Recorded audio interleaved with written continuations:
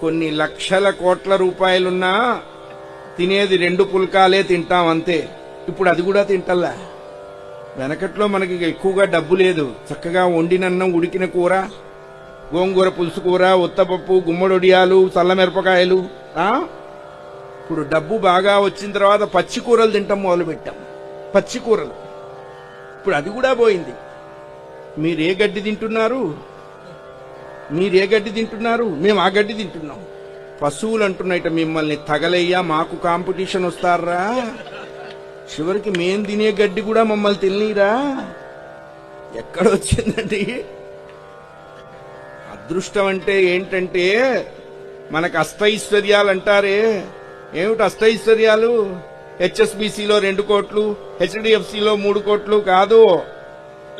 తలుపు తీయగానే నవ్వుతూ ఎదురొచ్చే భార్య ఉండటం అష్టైశ్వర్యం.